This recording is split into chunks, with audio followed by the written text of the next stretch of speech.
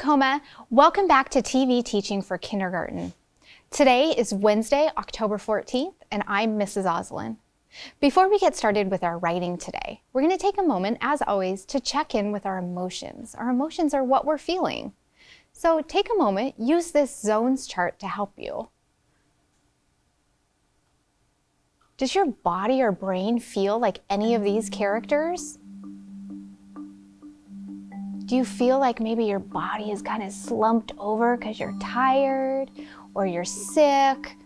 Gosh, I hope you're not bored. Or maybe you have lots of energy and you're anxious or excited or have a lot of joy about something. That's what Mr. Kevin's feeling right now.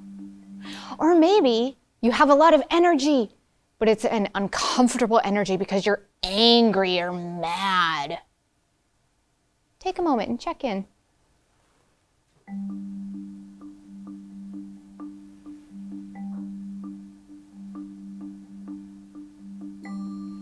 I'm going to model or show you how to use an I message to talk about how you're feeling and why you feel that way. It's important to use an I message to tell others how you feel because they can't always tell just by looking at you. And if we need others to help us manage or cope with our emotions, then we need to tell them what we're feeling so that they can help get us the best strategies. So I'm going to show you with Mabel. Mabel, I am feeling really excited because I get to go for a bike ride today after teaching. Now, it's your turn. Practice using an I message to tell someone around you or your learning buddy how you're feeling and why. Go ahead.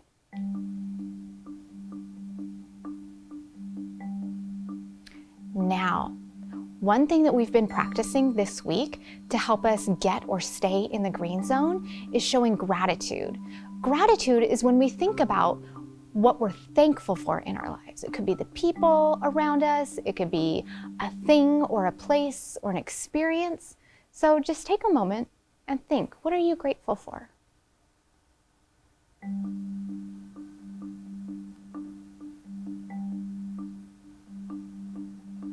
Now I'm going to model showing gratitude, again using an I message. So I'm grateful for because Mabel, I'm grateful for Mr. Oslin because he made me a delicious, nutritious lunch today and I didn't have to even think about it. Now it's your turn, kindergartners. Share with me on the TV or your learning buddy or someone in the room, what are you grateful for?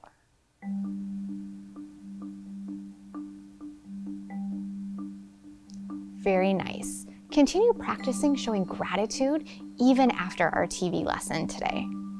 What you're going to need for the lesson are your learning buddy. I have Mabel. You might have another stuffed animal or a pet rock or maybe your pet dog or cat, or if there's someone in the room that is available to do some thinking and talking with you. So learning buddy. You're also going to need your learning notebook that looks like this, that you should have hopefully gotten from your teacher. Learning buddy, learning notebook, and pencil and crayons to do your writing. So get those items and meet me over at the screen.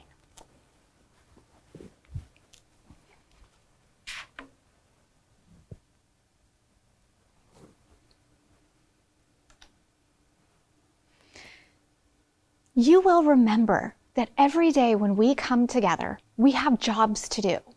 Your job is to listen, share, and today will be to write. My job will to bring a story to help inspire us as readers or writers. And while I'm reading that story, I want you to keep your eyes on the teacher. I want you to listen to the books and look at the pictures and the words and think about the words and the stories that we read.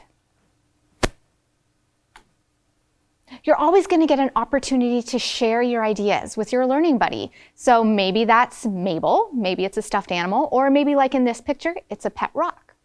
And if it's a real person that you're sharing with, you're going to want to make sure you practice listening to what someone else says and taking turns speaking.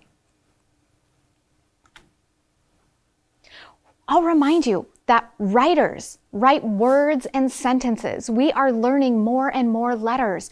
You should really know the letter M by now. So if you hear the M sound in your writing, or if there's something in your picture with the M sound in it, you can practice writing and labeling using the letter M or other letters that you know. Writers also share their thinking and ideas. And writers also write about things in their world, their experiences, the people around them, the emotions that they feel. Illustrators create pictures that match the words in their story. They make words come alive, and they use details to make things really interesting. Today, I want to teach you that writers use small moments from their lives to connect with their reader. Now, we don't always have really exciting things happening in our lives. We don't get to ride a roller coaster every day or go on a vacation every day. And writers know that they can still connect to their reader by thinking about the small moments in their lives, the things that happen every day that everyone can connect to and relate to.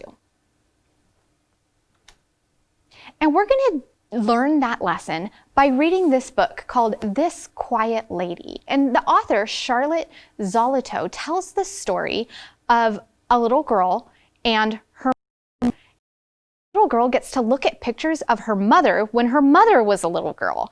And she gets to reflect small of her mom's life. Now, the illustrator, Anita Lobel, did a really interesting thing on the cover here.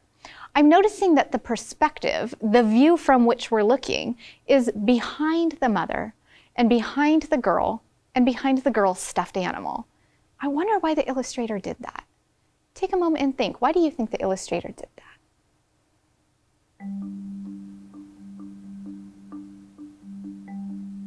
Now share with your learner. Go ahead. You might have said that the illustrator chose this interesting perspective to get us curious about the book. Let's read. This Quiet Lady.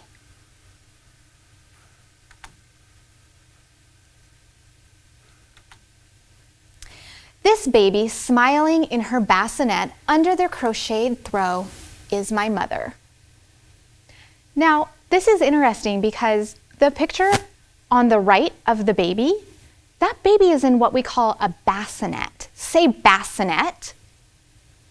A bassinet is what babies used to lay in. It's what we used to put babies to sleep in. But you and I might have gone to sleep as a baby into a crib, or my kids slept in what was called a pack and play. So it's interesting how we can look back at memories and small moments and recognize how things may have changed. This curly-haired little girl with the doll drooping from her hand is my mother.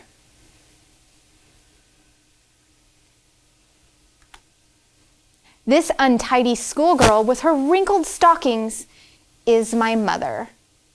Now, I'm noticing there's two different photos on every page. The one on the right, the author is describing. The author says, this untidy schoolgirl with her wrinkled stockings is my mother. The author is talking about this picture over, nope, try again.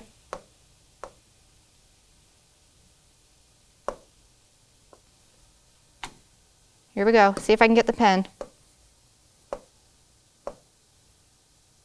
Nope, give up. With the snowman, the picture with the snowman, that is the mother. Now, the picture on the other side is the little girl who's telling this story. And she's taking her doll all around to show her doll photos of her mother. The photo that the little girl and her doll are looking at is the photo of her mother with the wrinkled stockings and the snowman. This young lady laughing with those boys is my mother.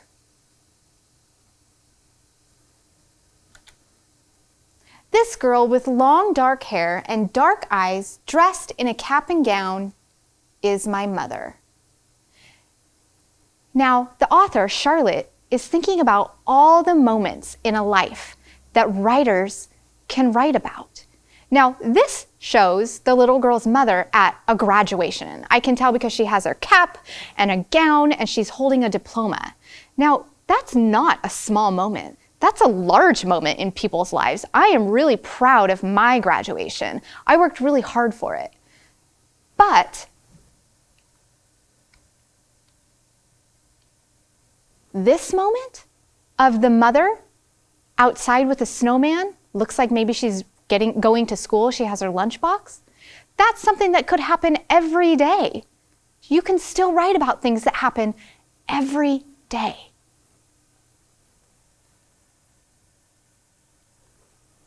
This bride, like a white flower, is my mother.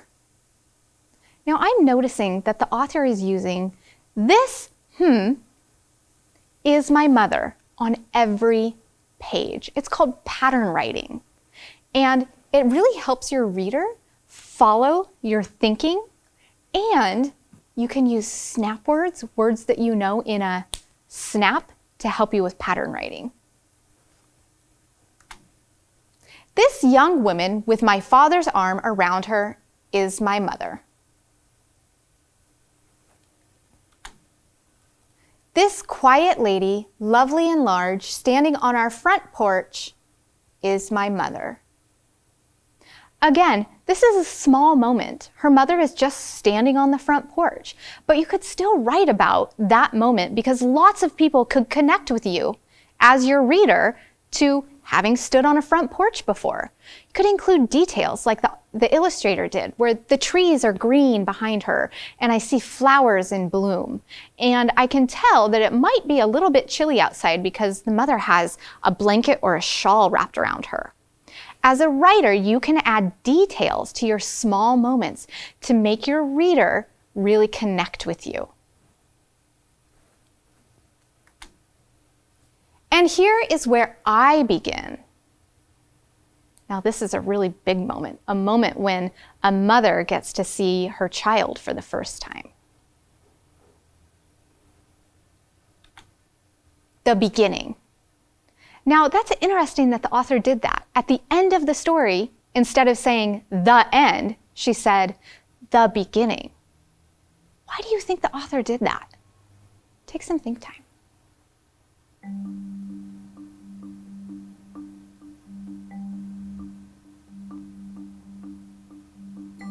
Now share with your learning buddy, why do you think the author put the words the beginning at the end of the story? Go ahead.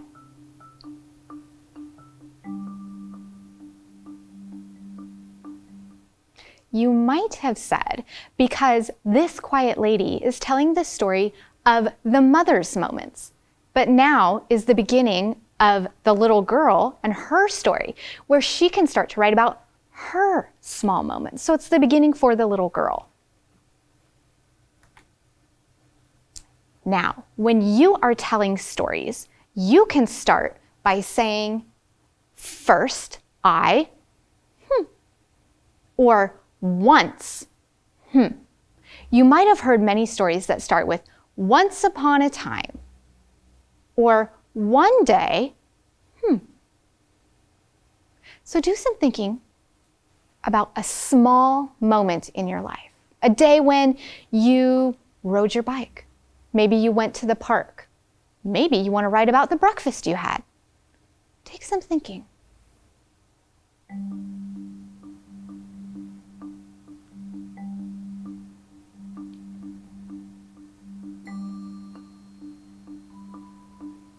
Now, I want you to think about the story you want to tell and start it with one day.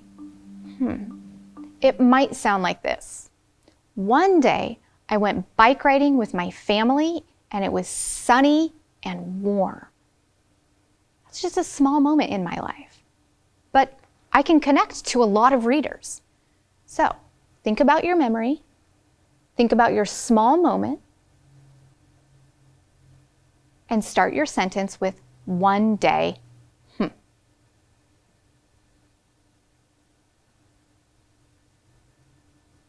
Now, share your story with your learning buddy.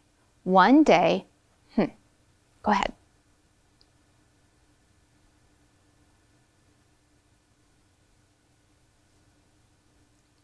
Oh, I hear a lot of really good small moments, and I can connect with you as a reader on those small moments. So now, kindergartners, it's your independent writing time. In your learning notebook, you are going to draw your small moment. If there is something in your picture that starts with like Mabel, you can write the letter M up in your picture next to it. Also, down on the lines is where you can start writing one day, and add details so that your reader can connect with your small moment. You're also going to have time for independent reading today, where you're going to practice building your stamina, reading for longer and longer periods of time. You're going to practice the 3 ways to read a book. You can look at the pictures, look for things that start with You can look at the words, look for letters or words that you know. And you can practice retelling the story to someone around you. Your eyes are on your book. You're going to get started right away, and you're going to read for the whole time. After you've finished your writing in your learning notebook, you're going to make sure that you get a way to get this to your teacher, maybe for conferences this week. This is your 5-minute break. You're going to take the opportunity to go to the bathroom, get a drink of water, get your wiggles out, because when you come back, Mrs. Wally will be here for math. Thank you so much for reading and writing today with me, kindergartners. I'll see you tomorrow. Bye.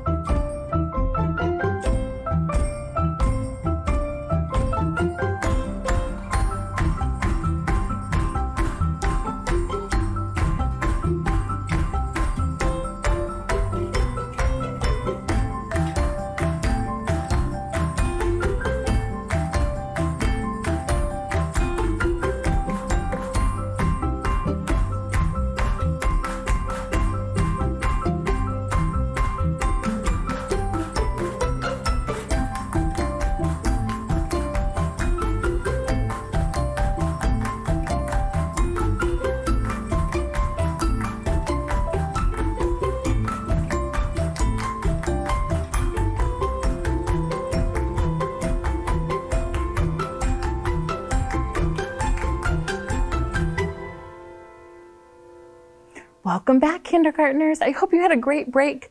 Today we're going to do something different than we've done before. We're going to count, but we're not going to count by ones. We're going to count by tens.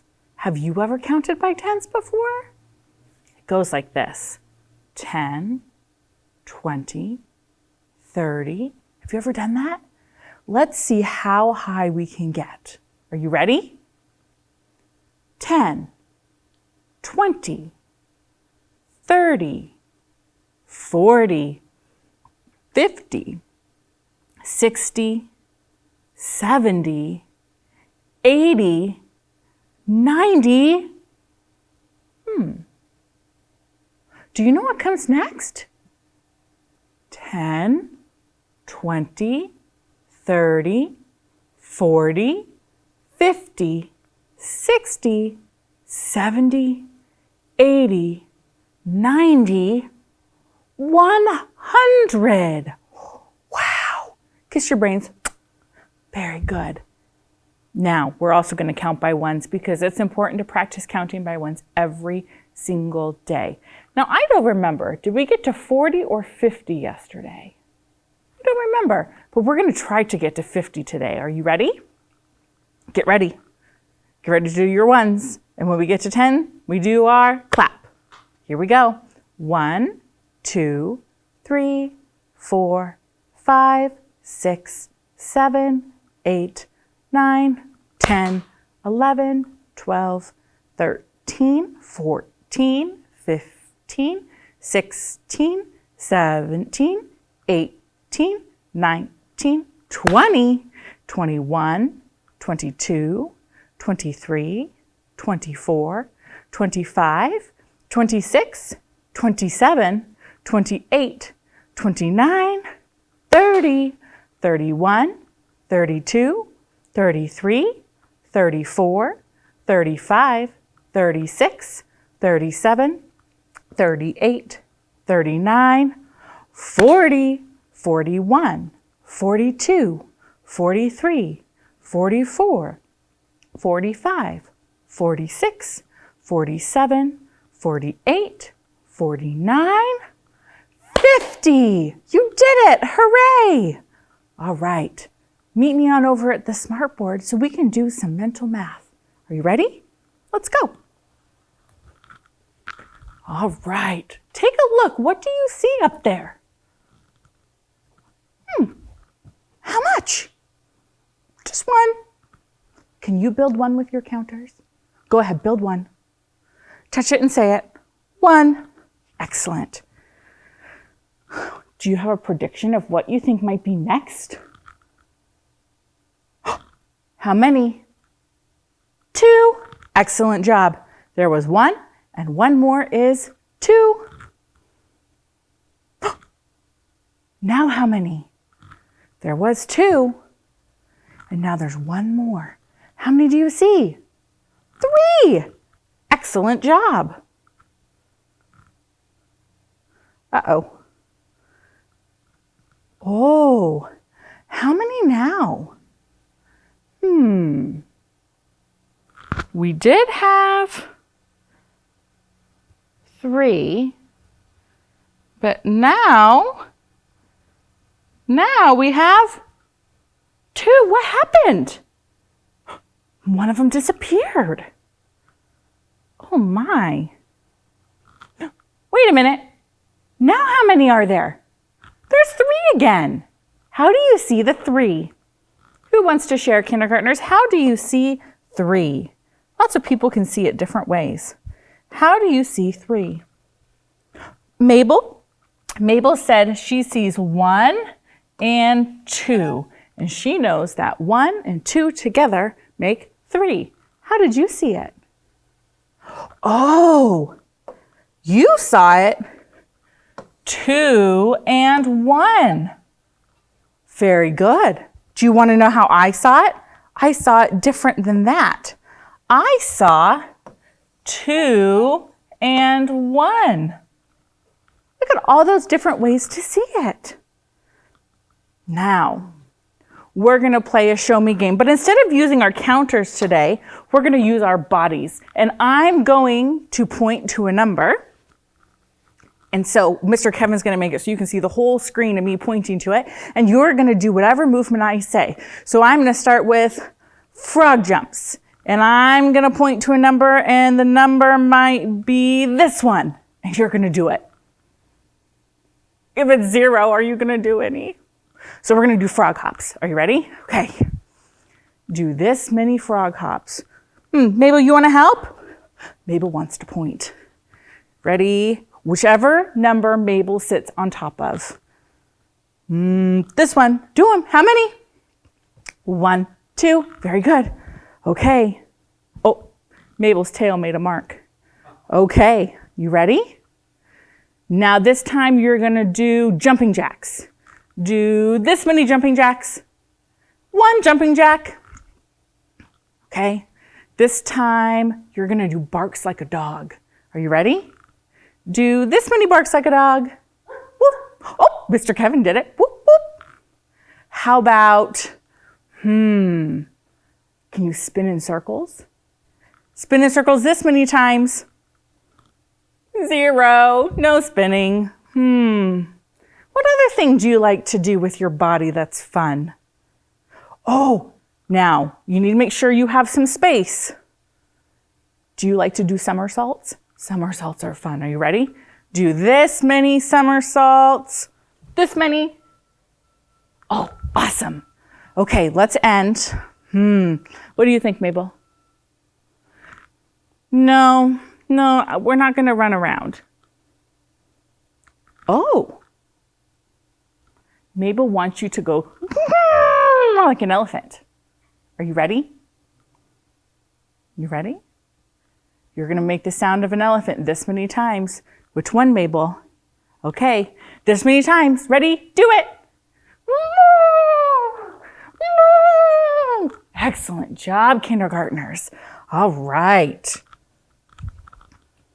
Now, meet me on over at the whiteboard. I forgot the word. Have you ever been talking and the word just floats out of your head? At the whiteboard to solve this problem. It looks really interesting, doesn't it? Meet me on the whiteboard. Here we go. So, on this problem, they have a star. Do you see the star? And it has some points on it. And I need to draw my star this way. And it says, which numbers help you fill in the circles on the star? And we've got a 2, a 0, a 1, a 2, a 0, and a 1. All right, so we're going to use our puffballs. Can you draw a star? If you can't draw a star, that's okay. If you just make 5 circles on your board, 1, 2, 3, 4, 5, you don't have to have the star in the middle. All right, so which number should we do first? I'm going to use some beans to keep track of which numbers we've done. All right, here we go. Okay, let's start with 1. Can you put 1 puffball in a circle? Did that one help us? Yep, it did. So we can leave it there because it helped us. And let's move to this number. How many puffballs is that? Can you put that many in the circle? 1, 2. Did 2 help us fill in? It did. What about 0? Does 0 help us put puffballs in the circles? No. What number should I pick next? What do you think? Take a look at our circles that are left. Should I choose the number 1 or should I choose the number 2? Why do you think that?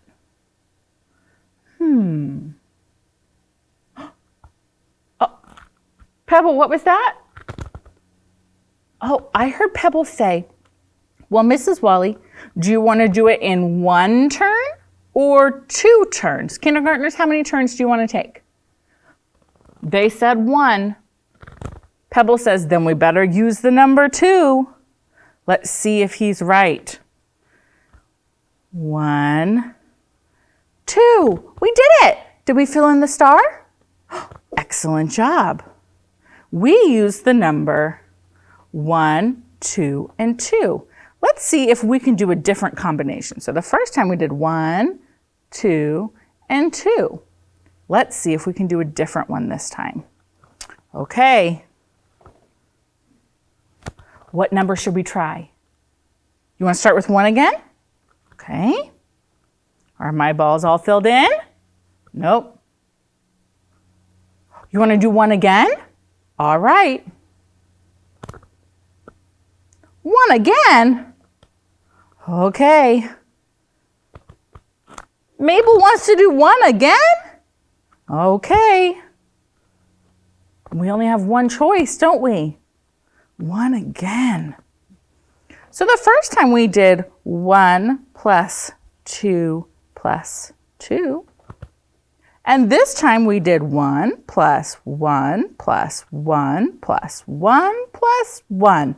Which way was faster? The first way or the second way? The first way. Go ahead and clear your boards. And I'm going to go back over to the smartboard because we're going to do some practicing some writing of numbers and matching those numbers to the quantity. Are you ready? Let's head on over to the smartboard. And I hope that our pen decides to work. What number are we practicing today? Now this number can actually be very tricky because it means nothing. And sometimes that's really hard. When you can't hold something to understand it, we call that abstract thinking. It makes it kind of hard. But let's practice writing zeros. On your whiteboard, I want you to start at the top, do a little curve, and curve back around. I'm going to do a color. Do a curve and curve back around. Okay, now you're going to write on this one. Do a curve and curve back around. 0. Now, which picture shows 0 fish? The first picture or the second picture? Private think time. Which one shows 0 fish? Go ahead, tell me which one. Why do you think the first one? Because there's no fish. So this one has 0. Okay, here we go. Let's practice our 0. Big curve, curve back around. One more time. Big curve, curve back around. In the first bowl, how many bones do you see? 1, 2, 3. How many bones in the second bowl? 0. Which one matches our number? Yes, the second bowl. 0 bones. Okay. Let's do the next one. Practice your 0. Get ready? Curve around and back again. Curve around and back again. How many red dots in the first picture? Let's count them. 1, 2, 3, 4. How many red dots in the second picture? 0. Which picture matches our number? The second picture. Why does it match our number? Yeah, there's 0. There's none there. No red dots means 0. Ooh. Which plate shows 0? Which plate shows 0? It's this plate. Excellent job. All right, we're going to go back to the whiteboard and we're going to play a little show me the counter game. We did this yesterday too. I'm going to see if you can show me the correct number of counters. I'm going to write the number, you're going to build, and then I will build and you'll check your work. Are you ready? Okay, kindergartners, here we go. Show me the number. Say the number, build it. You should have 1, 2, 3, 4. Reset.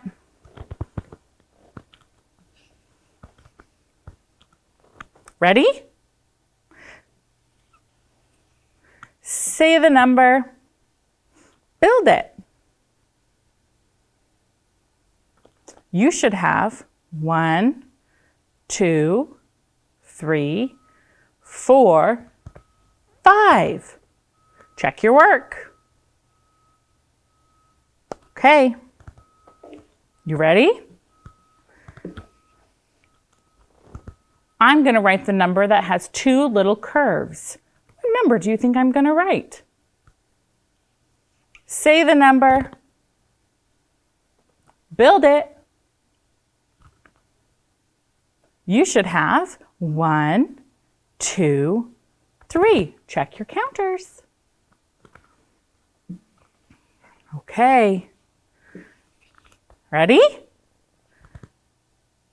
Say the number. Build it. You should have no counters. That's the number 0. It means nothing. Would you like a challenge number? Does anyone know what this number is? Oh.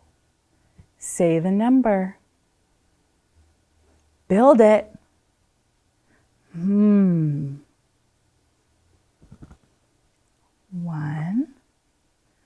2, 3, 4, 5, 6, 7. Excellent work, kindergarten friends. Now, if I have 2 apples, can you build 2 apples with your counters? 2 apples. And Mr. Kevin brings me another apple. How many apples do we have now? Write the number. Write the number. Should look like this, little curve, little curve. What number did we build and write? The number 3. Do you want me to do another story? Okay. This time, it's fish. There are some fish swimming in the ocean. How many fish are swimming in the ocean? Count with me. 1, 2, 3. Another fish joins them. How many fish do we have now? Let's count them. 1, 2, 3, 4 fish. Write the number. How do I write the number 4? Think about it. Little line down, little line over, big line down. Excellent. What happens if another fish joins? How many do we have now? Let's count. 1, 2, 3, 4, 5. How do I write the number 5? Little line down, big curve, little line over. Kindergartners, excellent work. Meet me at the smartboard to go over what your assignment is for today. Today you practiced writing numbers. Today you practiced identifying how many a number was. And today you practiced building that quantity. That means how many it is. So if it was the number 4, you built 4. Kiss your brain, kindergartners. Nice work. Today your assignment is page 51 and 52.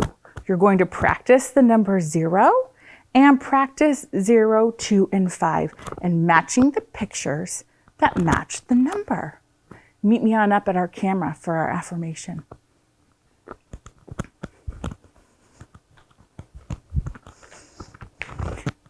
We are all having to work so hard right now, especially when you're working at home. It's hard for adults and for kids to work at home. So I want you to remember that even when it's difficult, that you are a hard worker. So I'm going to say it, and then you're going to say it. I am a hard worker. Your turn. Excellent job, kindergartners. We'll see you tomorrow. Bye. Hey kids, we want to see your work. Just send your pictures and your stories to TV Classroom, 601 South 8th Street, Tacoma, Washington, 98405.